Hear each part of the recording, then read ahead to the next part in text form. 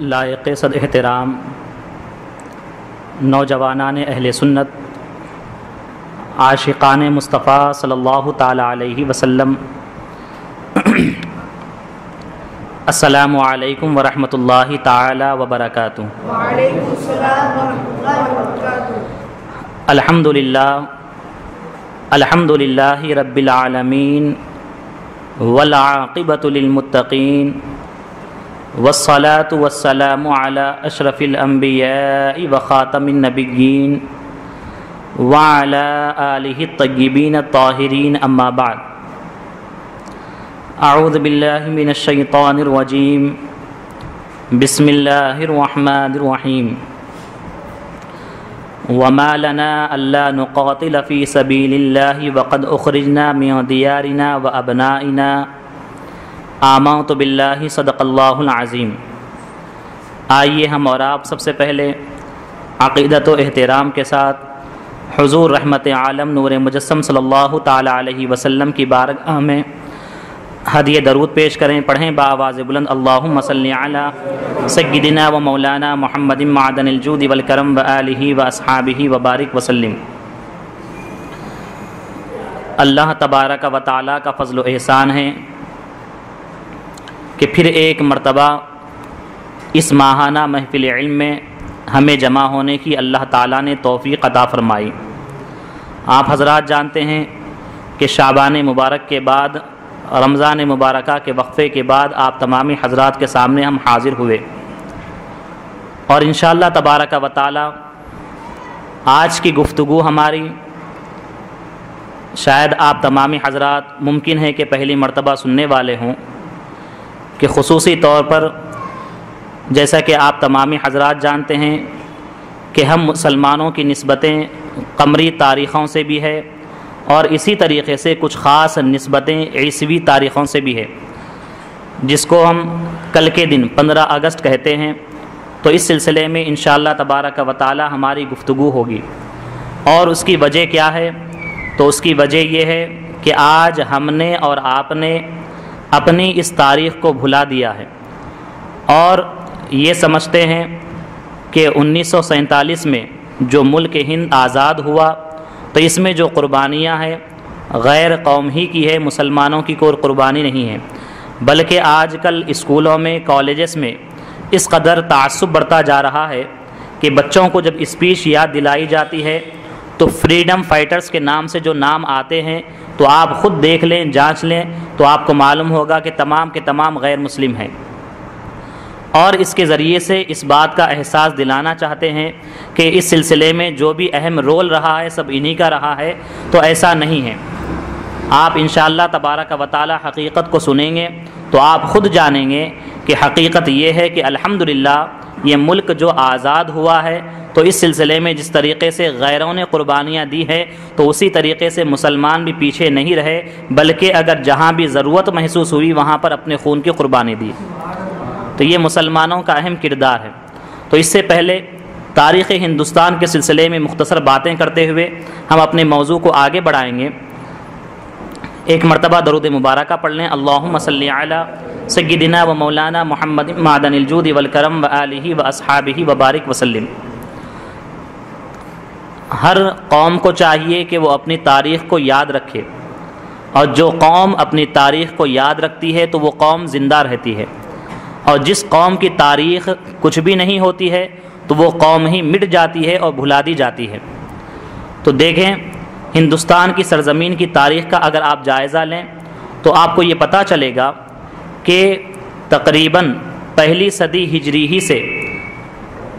مذہب اسلام کی ترویج و اشاعت کا جہاں پر معاملہ ہوا تو اسی کے ساتھ ساتھ پہلی صدی کے ختم ہونے سے پہلے پہلے صحابہ اکرام ہندوستان کی سرزمین پر تشریف لائے، اور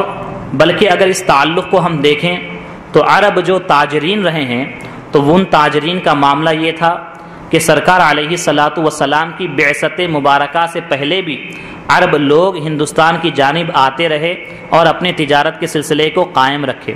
اور یہاں تک کہ سرکار علیہ الصلاۃ والسلام نے اعلان نبوت فرمایا اور مذہب اسلام کی روشنی سارے عرب ممالک میں پھیلی اور یہ ترویج و اشاعت کا کام آگے بڑھتا رہا۔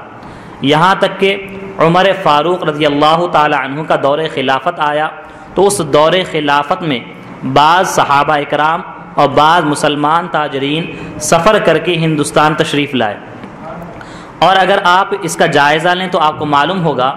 کہ ہندوستان کی سرزمین سے جو سمندر لگتا ہے اس سمندر کے کئی ایک کنارے ہیں، تو کئی کناروں سے عرب ممالک لگتے ہیں۔ عمان کا سمندر بھی لگتا ہے اور اسی طریقے سے بحر عرب بھی لگتا ہے، اور کئی ایک ممالک کے جو ہے سمندر اس کو لگتے ہیں۔ تو عرب لوگوں کے لیے تجارت کے سلسلے کو ہندوستان کے ساتھ قائم رکھنا یہ بڑا آسان معاملہ تھا۔ تو عمر فاروق رضی اللہ تعالی عنہ کے دور میں یہ سلسلہ شروع ہو گیا اور یہاں تک کہ یہ سلسلہ چلتا رہا، اور ولید ابن عبد الملک ایک بادشاہ گزرے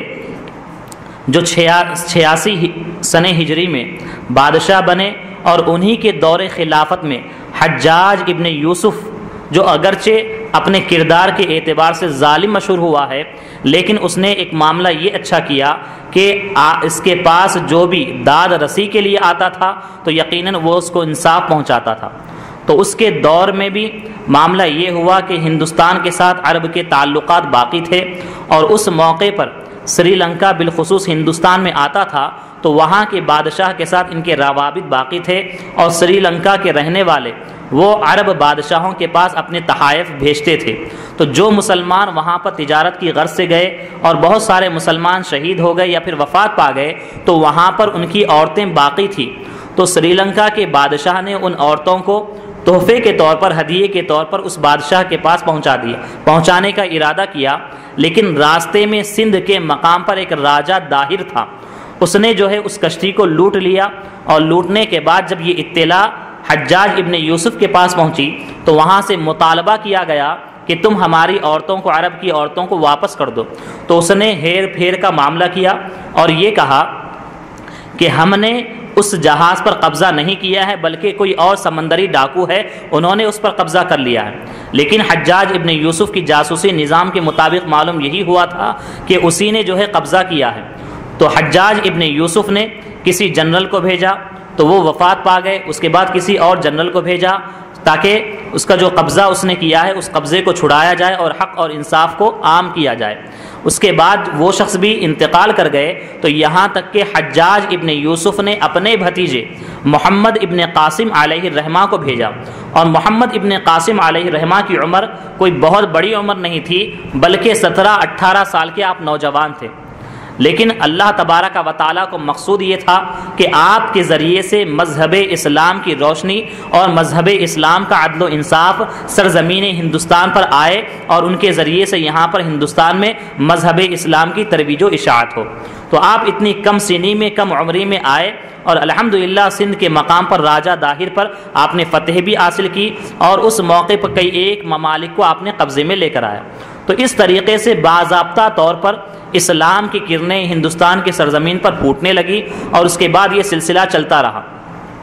تو اس سے آپ اندازہ لگائیے کہ ہندوستان کی سرزمین پر جو مسلمانوں کی تاریخ ہے یہ کوئی 100 سالہ 200 سالہ نہیں ہے بلکہ تقریباً 1200 سال پر محیط ہے یہ، اور 1200 سال تک ہندوستان کی سرزمین پر کئی ایک مسلمان بادشاہ نے اپنی حکومت کی ہے اور یہاں پر عدل و انصاف کو پھیلایا ہے۔ اور اس کے بعد اس سلسلے کو آپ آگے بڑھاتے چلیں تو یہاں تک کہ 4 یا 5ویں صدی میں سلطان محمود غزنوی کا دور آیا، اور اس کے بعد اور آگے بڑھیں سلطان شہاب الدین غوری کا دور آیا، اور اسی طریقے سے اور آگے بڑھتے جائیں تو یہاں تک کہ سلطنت مغلیہ کا دور آیا، اور سلطنت مغلیہ کا دور بھی بڑا سنہرا بہت اہم دور رہا ہے۔ اور سلطنت مغلیہ کا جو اہم بادشاہ تھا وہ تو اکبر کہلاتا ہے، لیکن سلطنت مغلیہ کے تمام بادشاہوں نے جو حکومت کی ہے ان میں سب سے اہم کردار جو ادا کیا وہ حضرت اورنگزیب علیہ الرحمہ کی ذات مبارکہ، اور حضرت اورنگزیب علیہ الرحمہ کو ہمارے علماء اہل سنت نے اپنے وقت کا مجدد بھی قرار دیا ہے۔ آپ کہنے کو تو بادشاہ تھے لیکن دن میں جہاں پر رعایا کے معاملات طے کرتے تھے تو رات میں الحمدللہ اللہ تبارک و تعالیٰ کی بارگاہ میں کھڑے ہوتے تھے۔ اورنگزیب علیہ الرحمہ کا دور جو تھا اتنا پیارا دور تھا، اور آپ کی حکومت کے جو حدود تھے وہ ہندوستان، آج کے دور میں جو ہندوستان، پاکستان، سری لنکا، افغانستان، تبت، ان تمام کو گھیرا ہوا تھا، اور اس تمام سرزمین کے جو تنہا بادشاہ تھے وہ حضرت اورنگزیب علیہ رحمہ کی ذات مبارکہ تھی، اور آپ نے اتنے عدل و انصاف کے ساتھ اپنی حکومت کو جاری و ساری کیا کہ آپ کسی بھی مذہب والے کے ساتھ کوئی بھید بھاؤ نہیں کرتے۔ کوئی مسلمان ہے تو اس کو بھی عہدوں سے نوازتے، اور کوئی غیر مسلم ہے تو اسے بھی عہدوں سے نوازتے۔ کوئی حق مانگنے کے لیے آتا ہے، مسلمان ہے تو اس کا بھی حق دیا جاتا، اور اسی طریقے سے کوئی غیر مسلم آتا ہے، اگرچہ کوئی مسلمان اس پر ظلم کرتا تب بھی اس کا حق دیا جاتا۔ یہ افسوس کی بات ہے، یہ المیہ ہے اس دور کا کہ ہم مسلمانوں نے اپنے اسلاف کی تاریخ کو بھلا دیا، تو غیروں نے آج کے اسکولوں وغیرہ کے نصاب میں اور بکس وغیرہ میں اس طریقے سے چیپٹر دیتے ہیں کہ اورنگزیب علیہ رحمہ ایک ظالم بادشاہ گزرے۔ تو یہ سراسر ناانصافی ہے۔ اگر کوئی حقیقت اور انصاف پسند ہوگا تو وہ اسی نتیجے پر پہنچے گا کہ اورنگزیب علیہ رحمہ کی ذات مبارکہ ہرگز ایسی نہیں تھی، بلکہ آپ نے عدل و انصاف کی فضا سارے ہندوستان میں معطر فرما دی تھی۔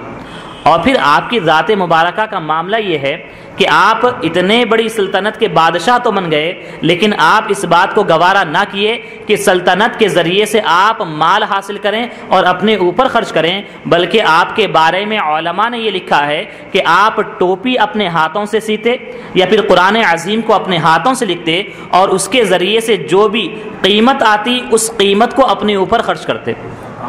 یہاں تک کہ جب آپ کا وصال ہونے والا تھا تو آپ نے اپنی اولاد کو یہ تاکید فرمائی کہ جب میرا انتقال ہو جائے تو جو ٹوپی کے ذریعے سے میں نے کمایا ہے اس کے ذریعے سے کفن و دفن کرنا، اور قرآن کے ذریعے سے میں نے جو قیمت حاصل کی ہے اس کا جو نذرانہ مجھ کو ملا ہے اس کو تمام غریبوں پر خیرات کر دینا۔ تو یہ حضرت اورنگزیب علیہ رحمہ کی ذات مبارکہ ہے۔ تو حضرت اورنگزیب علیہ رحمہ کا دور بھی بڑا سنہرا دور رہا ہے۔ اسی سلطنت مغلیہ کے دور میں ساری دنیا میں ہندوستان کو یہ شرف حاصل ہوا تھا، ہر کوئی یہ جاننے لگا تھا کہ ہندوستان یہ سونے کی چڑیا ہے۔ ہندوستان کو جو متعارف کرایا گیا ہے کوئی اور نہیں تھا بلکہ مسلمان بادشاہ ہی رہے ہیں، اور سلطنت مغلیہ کے دور میں سارے ملک اور سارے جو ہے دنیا میں یہ پہچان بن گئی تھی کہ ہندوستان یہ سونے کی چڑیا ہے۔ اور جب یہ مشہور و معروف ہو گیا تو اس جانب باہر کے ممالک کے لوگ توجہ کرنے لگے، اور انہوں نے یہ بھی دیکھا کہ عرب کے تعلقات یہاں پر کافی گہرے ہیں، اور یہاں پر تجارت کا معاملہ بڑا اچھا ہے، اور جو بھی جاتا ہے نفع کماتا ہے۔ تو اسی غرض سے بہت سارے تاجرین یہاں پر آئے۔ انہی تاجرین میں سے ایک مشہور و معروف واسکو ڈی گاما ہے، جس کے بارے میں آپ نے سنا ہوگا۔ تو یہ شخص بھی جو ہے واسکو ڈی گاما تجارت کی غرض سے آیا، اور آ کر ہندوستان کی سرزمین پر اپنی تجارتی معاملات کو پھیلایا، اور یہاں تک کہ جب وہ تجارت کے معاملات کو پھیلایا اور تجارت کرنے کے بعد جب یہاں سے گیا تو اس کا معاملہ جو ہے اتنا مشہور ہو گیا کہ دوسرے لوگ بھی اس طرف توجہ دینے لگے، یہاں تک کہ ہالینڈ کے رہنے والے تاجرین بھی آئے، اور اسی طریقے سے جب یہ گئے اور مشہور و معروف ہو گیا تو فرانس، ڈنمارک اور اسی طریقے سے جرمنی اور انگلستان، انگلینڈ وغیرہ کے ممالک کے لوگ یہاں پر آنے لگے، اور تجارت کا سلسلہ ایک عام ہوتا گیا۔ اور جب یہ سلسلہ عام ہوتا گیا تو انگلینڈ کے لوگ، انگلستان کے جو لوگ جو کہلاتے وہ ہندوستان کی سرزمین پر آئے، اور جس وقت یہ آئے تو اس موقع پر سلطنت مغلیہ کے بادشاہ جہانگیر کا دور چل رہا تھا، اور یہ 1608 عیسوی کا یہ دور تھا، 1608 عیسوی کا دور تھا جو ہجری کے مطابق 1017 ہجری ہوتا ہے۔ تو اس دور میں انگریز آ چکے تھے اور سورت کی سرزمین پر اپنی تجارت کی کمپنی کو ڈال چکے تھے اور اپنے معاملے کو آگے بڑھا رہے تھے، اور اس موقع پر اسی اثنا میں جب اس کا بیٹا جب بادشاہ بنا جس کا نام شاہ جہاں ہے، اس کی بیٹی بیمار ہو گئی، اور جب اس کی بیٹی بیمار ہوئی تو بہت سارے طبیبوں سے علاج کرایا گیا تو اسے شفا نہیں ملی۔ تو جب اس کو یہ بتایا گیا کہ سورت کی سرزمین پر ایک ڈاکٹر رہتا ہے جو انگریز ڈاکٹر ہے جس کا نام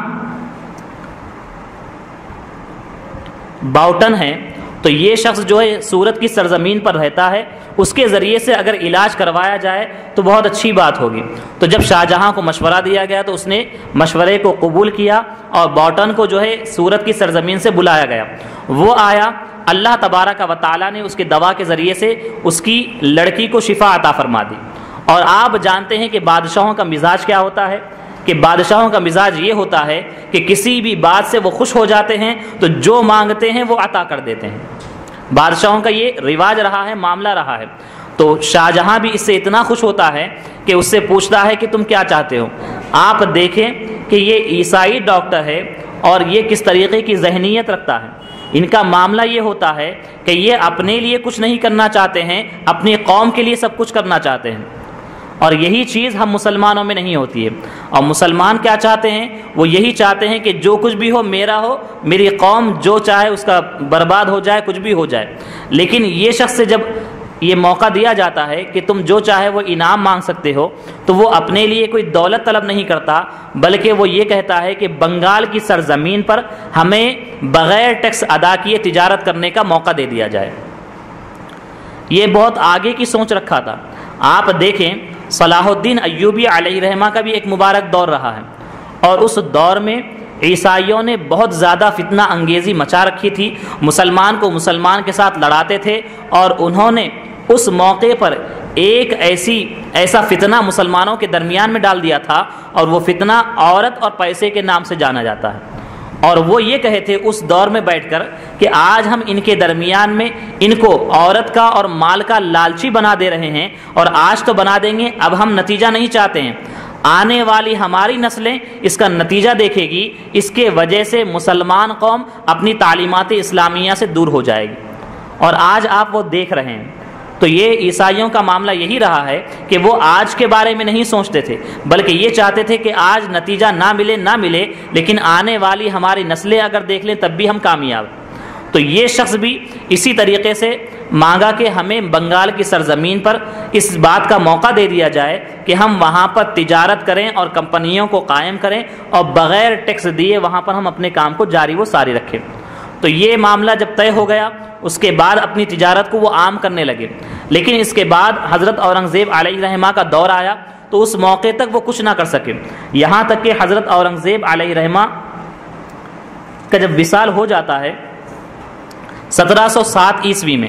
تو اس کے بعد 1708 عیسوی میں یہ ایسٹ انڈیا کمپنی کے نام سے ایک تجارت کی کمپنی کی بنیاد رکھتے ہیں بنگال کی سرزمین پر. اور یہ ایسٹ انڈیا کمپنی دکھانے کے لیے تو یہ تھی کہ یہ تجارت کی کمپنی ہے، لیکن ایسٹ انڈیا کمپنی نے ہندوستان کے ماحول کو دیکھا، اور دیکھنے کے بعد اس کو جانچ لیا اور بھانپ لیا کہ اورنگزیب علیہ رحمہ کے انتقال اور وصال فرمانے کے بعد اب مسلمان آپس میں لڑ رہے ہیں، اور غیر مسلم مسلمان کے ساتھ لڑ رہے ہیں. ہر کوئی اپنی اپنی ریاست کا مالک بن گیا ہے. تو اب وہ اپنے تجارت کو بدل دیے فوج کے نام پر، اور اپنے یہاں کے کام کرنے والوں کو فوجی ٹریننگ دینے لگے. اور یہاں تک کہ ایک بڑی فوج جب تیار ہو گئی تو ایک ریاست پر، ایک حکومت پر وہ حملہ کرنے لگے.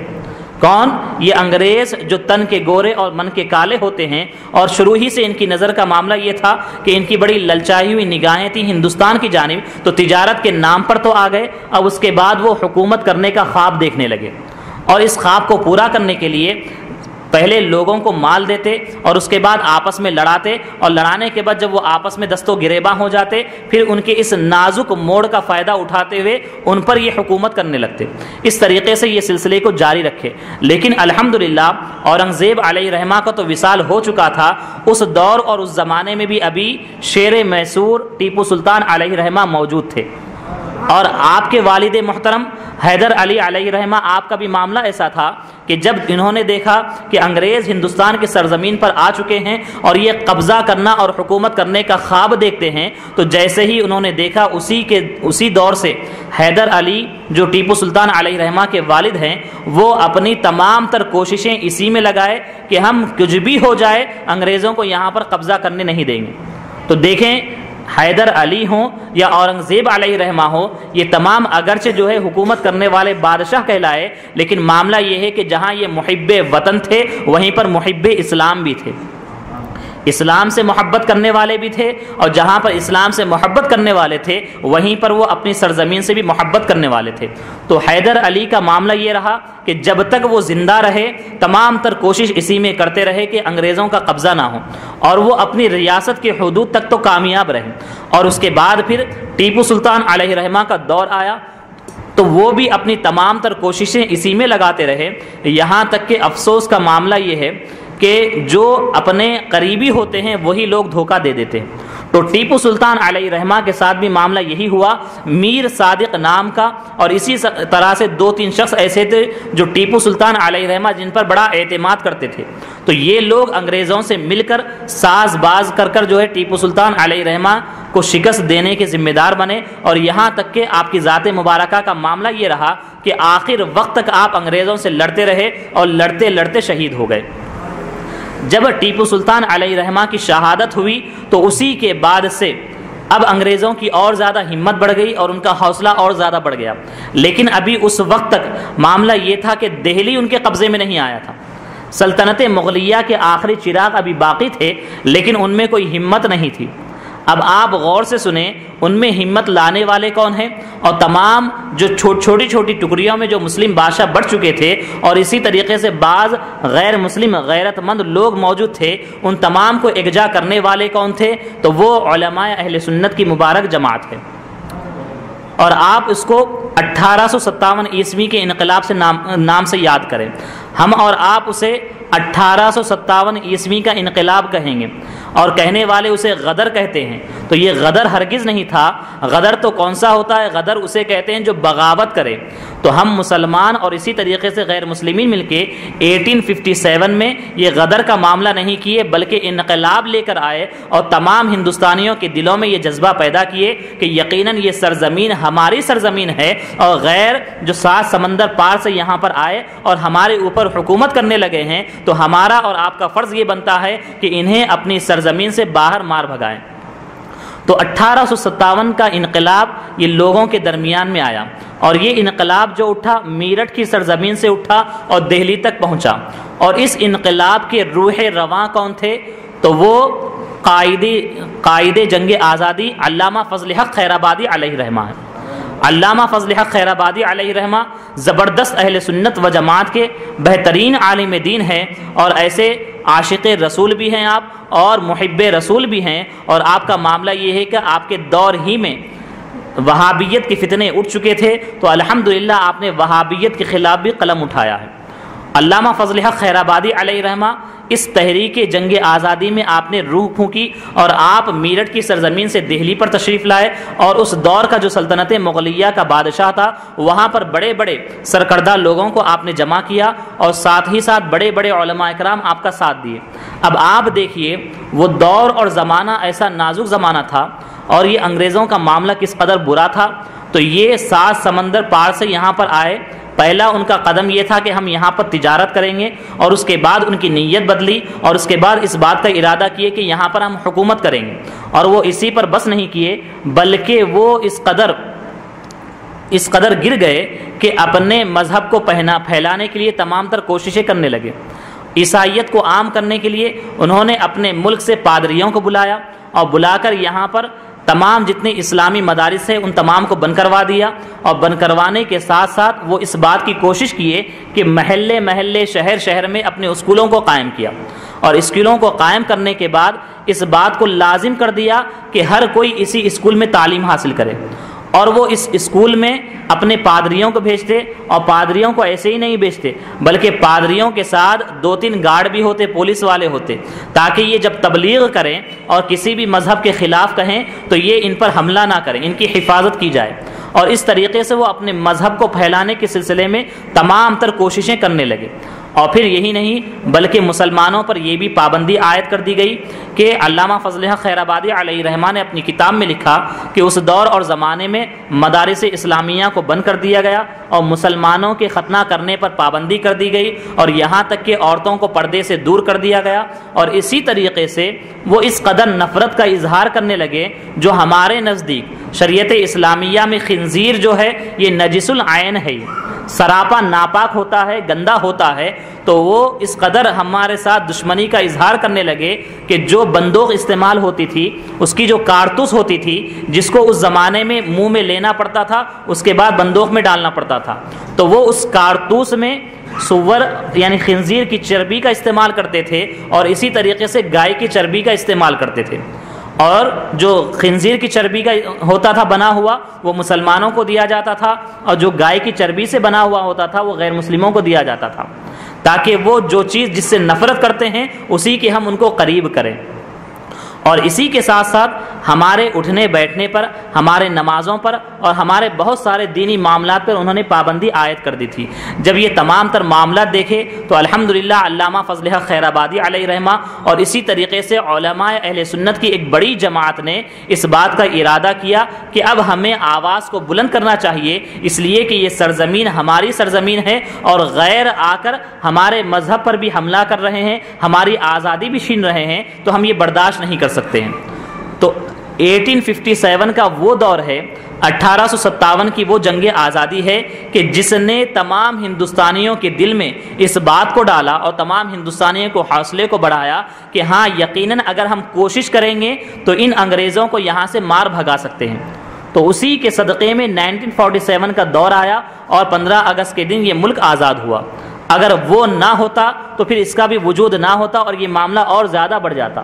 تو 1857 کا بہت ہی اہم رول ہے، اسے ہمیں سمجھنا چاہیے۔ اور الحمدللہ ہمارے علماء اہل سنت نے، اور اسی طریقے سے ہم یہ نہیں کہتے ہیں کہ غیر مسلم اس میں ساتھ نہیں دیے، یقیناً غیر مسلموں نے بھی ساتھ دیا ہے اور ہمارے مسلمان بھی پیچھے نہیں رہے بلکہ ہر طریقے کی قربانی دینے کے لیے آگے رہے۔ لیکن افسوس کی بات یہ ہے کہ جو اپنے آپ کو ہندوستانی تو کہتے ہیں اور بھائی بھائی کہتے ہیں، اس کے باوجود مسلمانوں کے نام کو یہ سرے سے تاریخ سے نکال دیتے ہیں۔ تو یہ ظلم ہی ہے ہم مسلمانوں کے ساتھ۔ تو کم سے کم ہمیں اور آپ کو چاہیے کہ ہم ان مجاہدین آزادی کا نام ہم خود بھی یاد رکھیں اور اپنی آنے والی نسلوں کو یاد دلائیں، تاکہ کل آپ نہ رہیں تو آنے والی نسلیں بھی اس بات کا تقاضا کر سکے دوسروں کی جانب کہ یقیناً یہ ہماری جائے ولادت ہے اور یہ ہندوستان کی سرزمین ہمیں ایسے ہی حاصل نہ ہوئی، بلکہ الحمدللہ ہمارے آبا و اجداد نے، ہماری قوم نے یہاں پر اپنے خون کو بہایا ہے۔ تو یہ ہماری اپنی تاریخ ہے۔ اب آپ دیکھیے 1857 کا انقلاب جو اٹھا ہے یہ میرٹھ کی سرزمین سے اٹھا۔ یہ یو پی کا ایک علاقہ ہے جو دہلی کی سرزمین سے کچھ دوری پر ہے، وہاں سے یہ انقلاب اٹھا دہلی تک پہنچا اور اس کے روح رواں علامہ فضل حق خیر آبادی علیہ رحمہ ہیں۔ اور دیکھیے اہل سنت و جماعت کا معاملہ یہ ہے، چاہے کسی بھی حکومت کے خلاف کہنا ہو یا پھر کسی بھی مذہب والے کے حق اور باطل کا معاملہ آ جائے تو کبھی بھی گھبراتے نہیں ہیں، بلکہ تمام کے درمیان میں جو حق ہوتا ہے اسے ہی بیان کرتے ہیں۔ اور یہ شروع سے ہمارے اسلاف کا کردار رہا ہے۔ تو علامہ فضل حق خیر آبادی علیہ رحمہ تمام علماء کی رائے اور مشورے کے بعد دہلی کی جامع مسجد میں حاضر ہوئے اور نماز جمعہ کے بعد آپ نے ایک بہترین خطبہ دیا اور اس بات کا احساس دلایا کہ اب ہمیں چاہیے کہ ہم اور آپ جاگ جائیں اور انگریزوں کے خلاف تلوار کو بلند کریں۔ اور آپ نے اس بات کا فتویٰ دیا، اور یہ بھی معلوم ہے کہ ابھی انگریزی حکومت ہے، تمام تر ہتھیار ان کے پاس ہے، لیکن آپ گھبرائیں نہ، بلکہ آپ نے اس بات کا فتویٰ دیا کہ انگریزوں کے خلاف جہاد کرنا ہمارے لیے فرض ہے۔ تو یہ سب سے پہلے اس آواز کو بلند کرنے والے کوئی اور نہیں ہے بلکہ علامہ فضل حق خیر آبادی علیہ رحمہ ہے، جو الحمدللہ اہل سنت و جماعت کے ایک اہم عالم دین ہیں۔ تو آپ نے جب اس آواز کو بلند کیا تو آپ کے ساتھ بہت سارے علماء نے ساتھ دیا، اور آپ صرف فتویٰ ہی نہیں دیے بلکہ الحمدللہ قائدانہ صلاحیتوں کو بھی پیش کیا اور فوجیوں کو بھی آپ آگے بڑھاتے رہے اور ایک طریقے سے ذہنی اعتبار سے ان کی ٹریننگ بھی کرتے رہے۔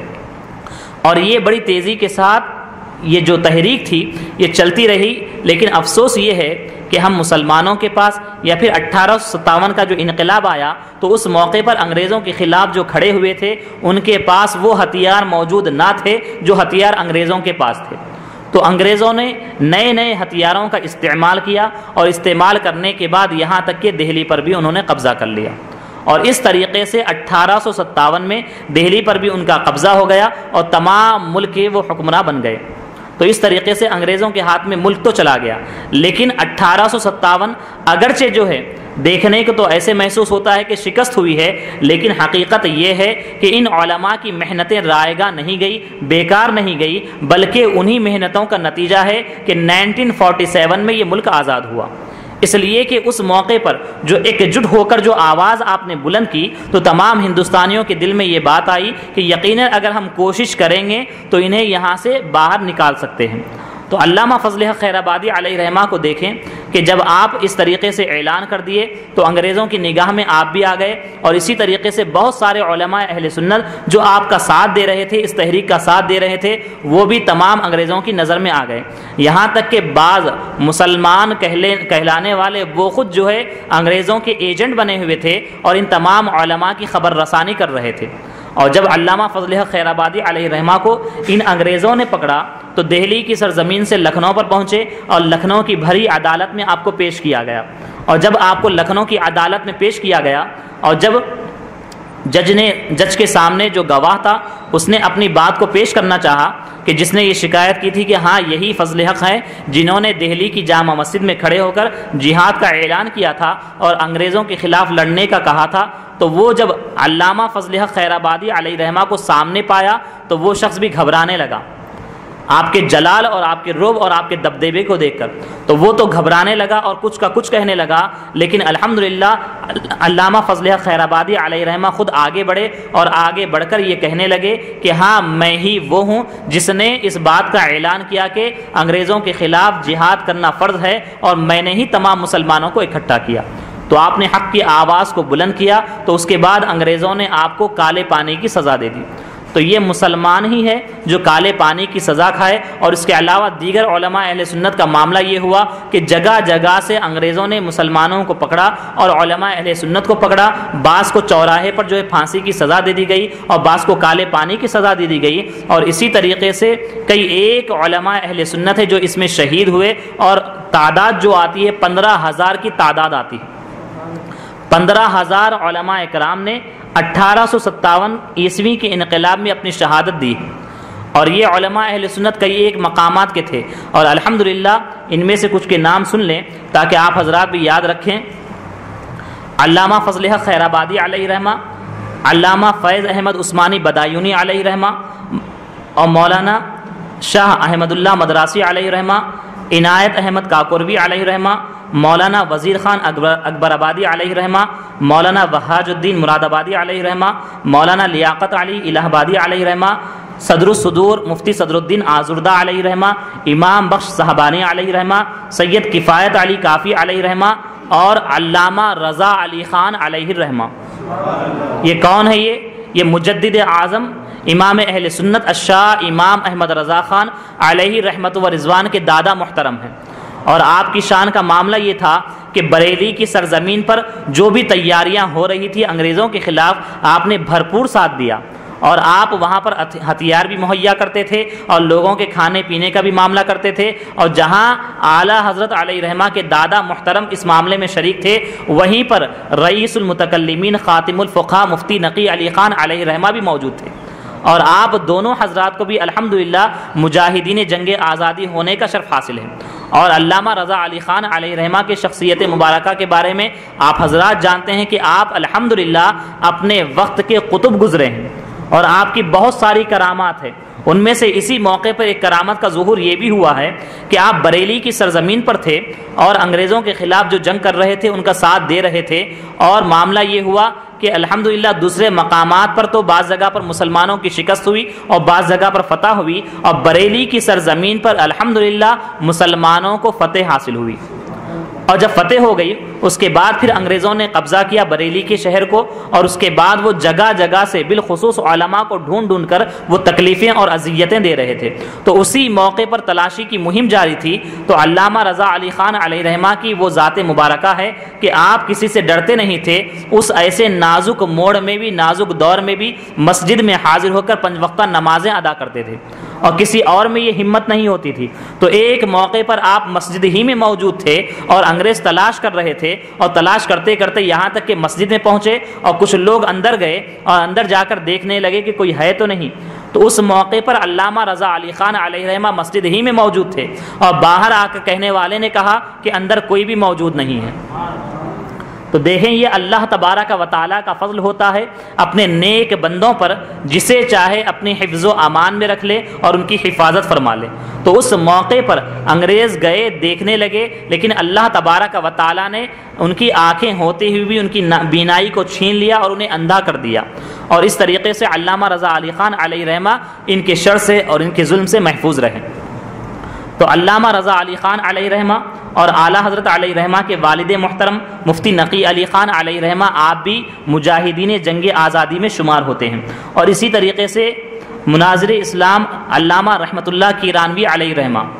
اور اسی طریقے سے اور بہت سارے علماء اکرام کی لمبی فہرست ہے۔ اتنے نام بھی اگر ہم یاد رکھیں اور اپنے بچوں کو، اور بالخصوص آج کل تو بہت سارے اسکولس اور کالجز ایسے ہیں جس کے فاؤنڈر ہو یا پرنسپل ہو وہ مسلمس ہے،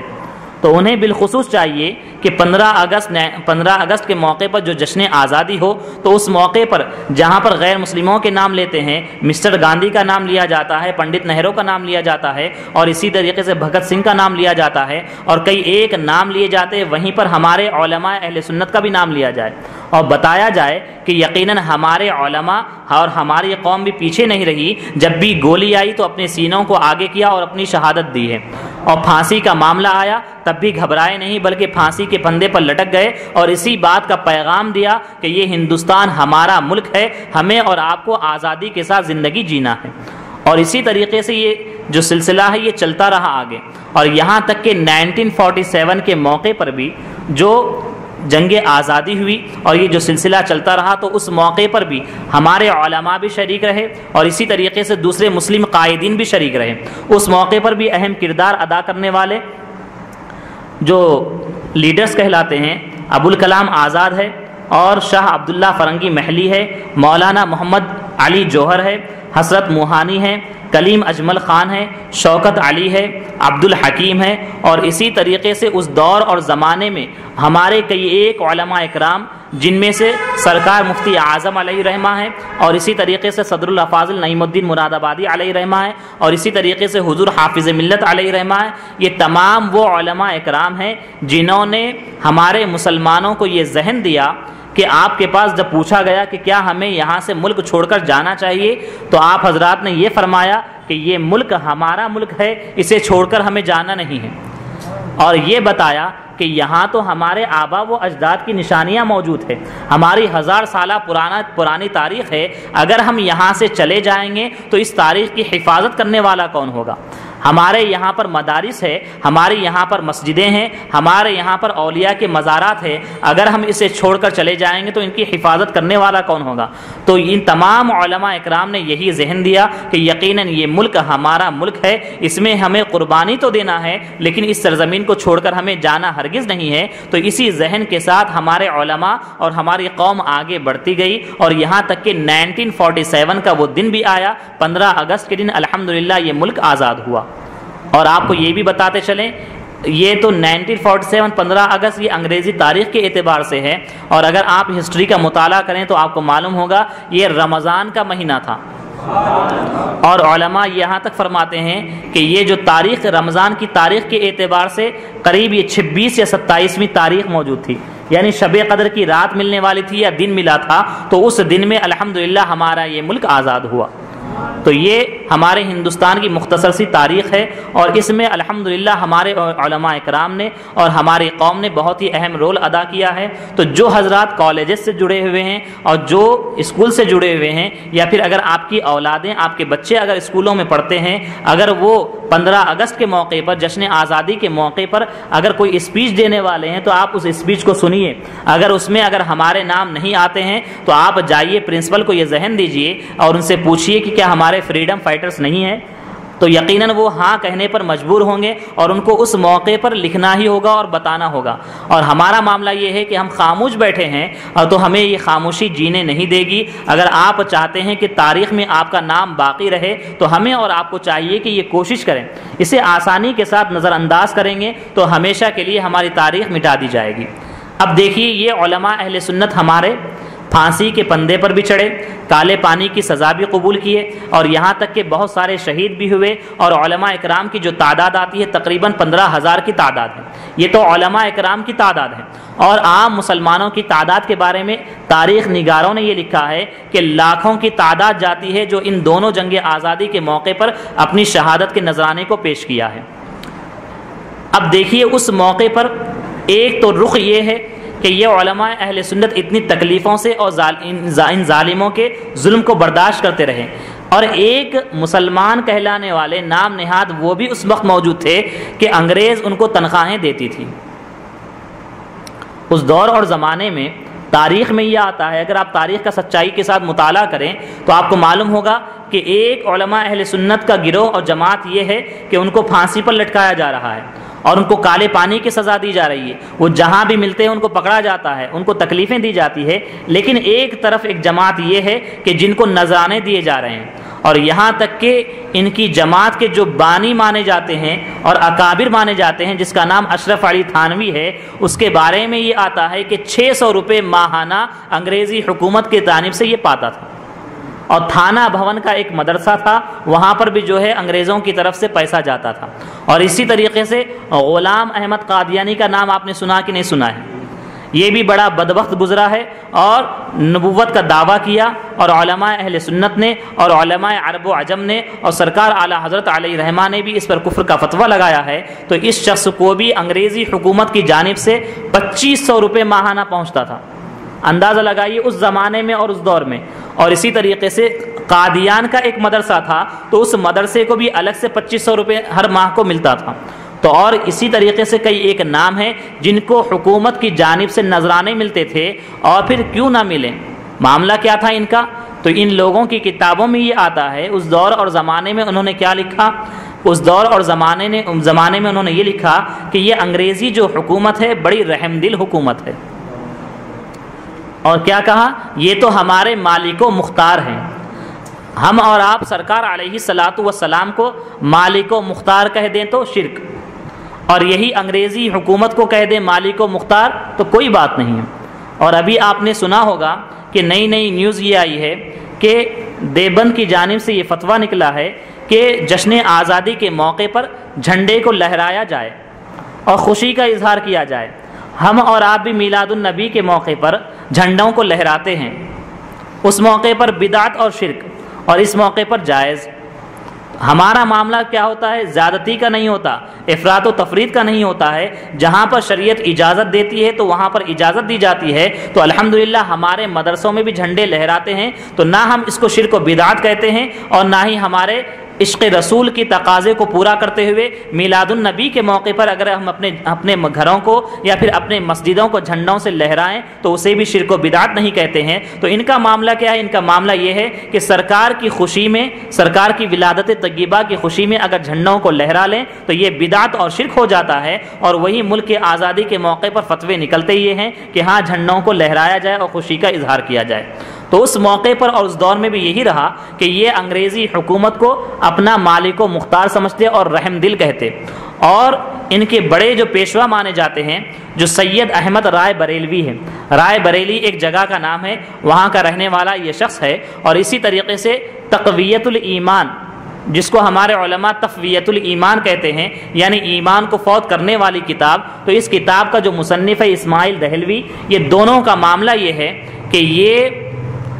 اس موقع پر گئے تھے لڑنے کے لیے، اور یہ اپنی قوم میں کیا اعلان کرتے ہیں؟ یہ اعلان کرتے ہیں کہ ہمارے پیشوا مجاہدین آزادی ہیں، مجاہدین جنگ آزادی ہے، لیکن آپ بتائیے اس دور اور زمانے میں ظلم جو ہو رہا تھا انگریزوں کی جانب سے ہو رہا تھا یا ہندوستانیوں کی جانب سے ہو رہا تھا؟ تو ہر کوئی یہی کہے گا کہ انگریزوں کی جانب سے ہو رہا تھا۔ تو یہ انگریزوں کے خلاف لڑتے لڑتے مارے نہیں گئے، بلکہ انگریزوں کو جو خوف تھا سرحد کے پٹھانوں سے تھا، چونکہ پٹھان تھے اور ان کو خوف تھا کہ یہ قوم جب تک رہے گی ہم اس پر قبضہ نہیں کر پائیں گے، اور اسی طریقے سے وہاں پر کچھ سکھ بھی رہتے تھے، تو ان لوگوں کے خلاف ان لوگوں کو تیار کیا، اس قوم کو جو اپنے آپ کو مسلمان تو کہتے تھے، تو یہ لوگ نام نہاد مسلمان کہلانے والے سرحد پر گئے، اور اس میں سید احمد رائے بریلوی بھی شخص تھا اور اسی طریقے سے اسماعیل دہلوی بھی تھا، اور یہ دونوں وہاں پر جا کر سرحد پر لڑے اور پٹھانوں کے خلاف لڑتے لڑتے مارے گئے۔ تو یہ ہمارے نزدیک شہید نہیں ہے، یقیناً یہ لوگ غدار وطن ہے، اور حقیقت یہی ہے، سمجھیے۔ لیکن یہ لوگ تاریخ کو اتنا مسخ کرتے ہیں اور اتنا جھوٹ بولتے ہیں، آپ نے سنا ہوگا کہ جھوٹ اتنا بولو کہ لوگ سچ سمجھنے لگے، تو آج وہ ایسے ہی کرتے ہیں کہ ہمارے علماء اہل سنت کو اس قدر وہ بدنام کرتے ہیں اور یہ کہتے ہیں کہ یہ انگریزوں کے ایجنٹ ہے۔ حقیقت یہی ہے کہ پیسے پانے والے، نذرانے پانے والے اور مدرسوں کو پیسہ جو ملتا تھا انہی کے مدرسوں کو ملتا تھا۔ اور اس دور اور زمانے میں انگریزوں نے جب دیکھا کہ یہ ہندوستان کی سرزمین ایسی ہے کہ اگر ہم یہاں قبضہ کرنا چاہتے ہیں تو مسلمانوں کی تاریخ کو ہمیں مٹانا ہوگا، اس لیے کہ مسلمانوں کی تاریخ 1000 سالہ تاریخ ہے اور مسلمانوں سے ہی ان کو خوف تھا زیادہ، اور وہ یہ سمجھ گئے تھے مسلمان ایسی قوم ہے کہ جب تک ان کے دلوں سے ایمان کو چھینا نہ جائے، جب تک ان کے دلوں سے عشق رسول کو نکالا نہ جائے، تب تک ہم ان پر فتح حاصل نہیں کریں گے۔ تو اس کام کے لیے انہوں نے نام نہاد مولویوں کو چنا، جن میں اہم کردار ادا کرنے والا شخص یہ اسماعیل دہلوی ہے، جس نے کتاب التوحید کا ترجمہ ہندوستان میں کیا اور جو تقویت الایمان کے نام سے جانا جاتا ہے، جس میں اس کتاب میں اس نے بہت ساری غلط باتیں جو قرآن و حدیث کے خلاف ہیں ان تمام کو لکھ ڈالا، یہاں تک کہ سرکار علیہ الصلاۃ والسلام کے بارے میں معاذ اللہ اس نے کہا کہ آپ عام بشر ہیں، عام انسان ہیں اور آپ کو کوئی اختیار نہیں ہے، اور اسی طریقے سے آپ کے علم غیب کی بھی اس نے توہین کی، اور بہت سارے ایسے معاملات ہیں جس کے بارے میں اس نے کہہ دیا کہ یہ شرک اور بدعت ہے۔ تو یہ جو وہابیت کا فتنہ جو اٹھا ہے اسی جنگ آزادی کے ذریعے سے اٹھا ہے، اور یہ ایجنٹ بن کے انگریزوں کے ایجنٹ بن کے نکلے، اور اسی کے ذریعے سے جو ہے وہابیت سارے ہندوستان میں پھیلتی رہی۔ لیکن الحمدللہ ہمارے علماء اہل سنت نے جس طریقے سے انگریزوں کے خلاف ڈٹ کر مقابلہ کیا، اسی طریقے سے جو نت نئے فرقے پیدا ہوتے تھے ان تمام کے خلاف بھی ہمارے علماء اہل سنت نے اپنے قلم کو بھی بلند کیا اور اپنی زبانوں کو بھی بلند کیا، اور بالخصوص اس دور اور زمانے میں اس تمام فتنہ وہابیت کو ختم کرنے والے اور ان کے سامنے بند باندھنے والے جو شخصیت رہی ہے وہ سیدی سرکار اعلیٰ حضرت علیہ رحمہ کی رہی ہے۔ تو ہمیں اور آپ کو چاہیے کہ اسی طریقے سے وقتاً فوقتاً اپنی تاریخ کو یاد رکھیں اور اپنے بچوں کو بھی اس کا یاد دلاتے رہیں، اور الحمدللہ مسلمان وہ قوم ہے جو جس سرزمین پر رہتی ہے اس سے بھی وہ محبت کرتی ہے،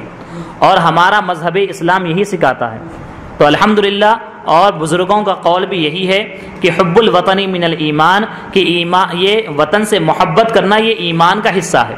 اور سرکار علیہ الصلاۃ والسلام کی ذات مبارکہ کا اگر ہم مطالعہ کریں تو ہمیں معلوم ہوتا ہے کہ سرکار علیہ الصلاۃ والسلام کی سیرت مبارکہ سے بھی یہ بات پتہ چلتی ہے کہ سرکار علیہ الصلاۃ والسلام اپنی جائے ولادت مکہ مکرمہ سے بڑی محبت فرماتے تھے،